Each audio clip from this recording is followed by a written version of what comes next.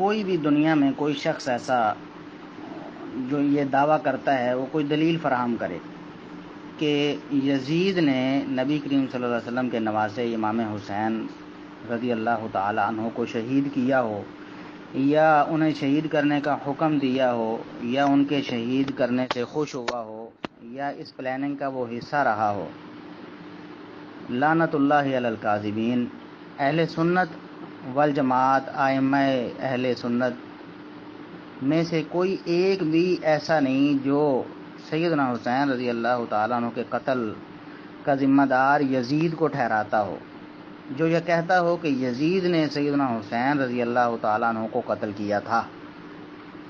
ائمہ اہل سنت میں سے کسی ایک کا کوئی قول یا کوئی باسند روایت جس سے یہ ثابت ہوتا ہو کہ یزید نے یہ کام کیا، پھر آپ اکیلے نہیں، ہم آپ کے ساتھ مل کر یزید پر لعن طعن کریں گے کہ سیدنا حسین رضی اللہ تعالیٰ عنہ جو نواسہ رسول ہیں ان کو شہید کرنے والا لعنتی ہے۔ لیکن انصاف شرط ہے، کسی کافر کے بارے میں بھی قرآن کریم نے یہ ارشاد فرمایا کہ وَلَا يَجْرِمَنَّكُمْ شَنَآنُ قَوْمٍ عَلَىٰ أَلَّا تَعْدِلُوا،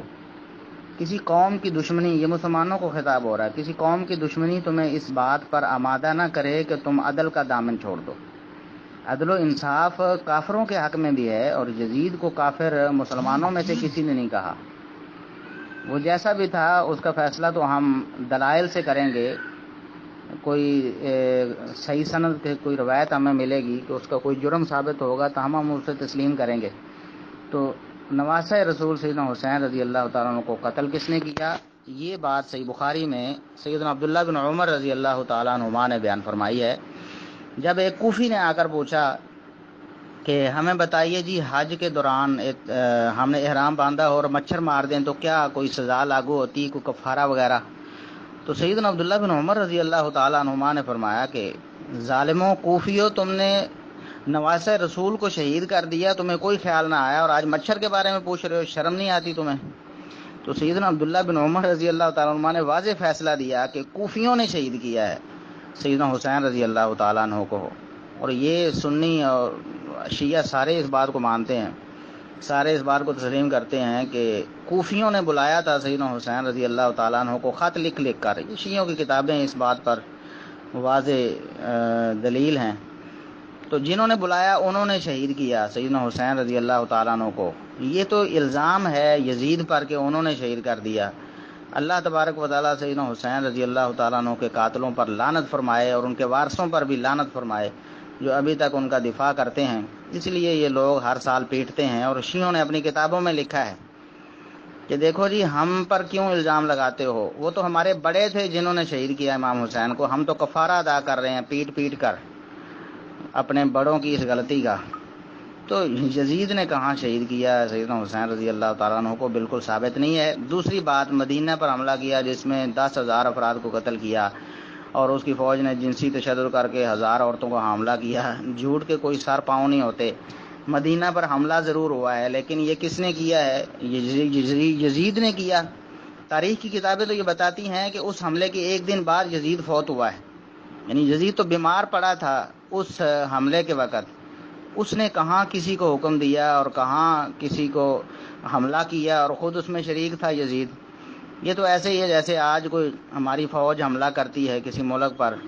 تو وزیر اعظم بیچارہ کٹ پتلی جو ادھر بیٹھا ہوا نواز شریف، اس پر الزام لگ جائے جی نواز شریف نے یہ کام کروایا ہے۔ نواز شریف بیچارہ ڈرتا ہے پہلے ہی فوج سے۔ تو یہ معاملات ایسے ہوتے ہیں، فتنوں کا دور تھا، سیدنا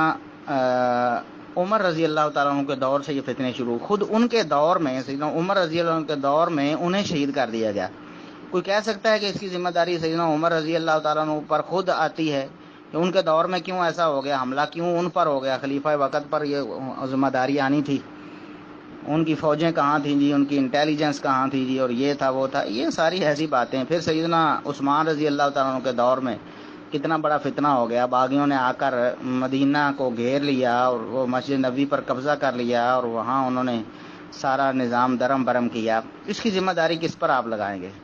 پھر سیدنا علی رضی اللہ تعالیٰ عنہ، خود ان کے دور میں لڑائیاں ہوئیں، مسلمانوں کے آپس میں فسادات ہو گئے، صحابہ کرام شہید ہو گئے،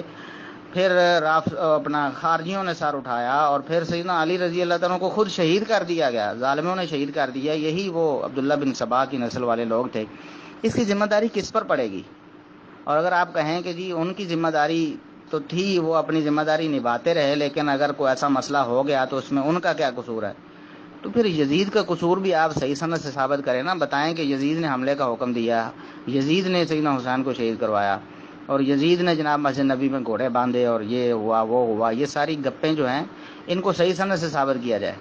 تیسری بات یہ کہ مکہ پر حملہ کیا اور مسلمانوں کے قبلہ خانہ کعبہ کو آگ لگائی اور اعلان کروایا کہ نبوت بنو ہاشم کا ایک ڈھونگ تھا، نہ کوئی وحی آئی تھی نہ کوئی فرشتہ، انا للہ و انا الیہ راجعون۔ اتنی بڑی بکواس ہے، یعنی دنیا کی کسی کتاب میں کوئی ایک صحیح سند کے ساتھ قول ایسا پیش کر دیا جائے کہ یزید نے ایسا کوئی اعلان کیا ہو کبھی؟ یہ تو ظالموں رافضیوں نے بھی ایسی بات کبھی نہیں کہی۔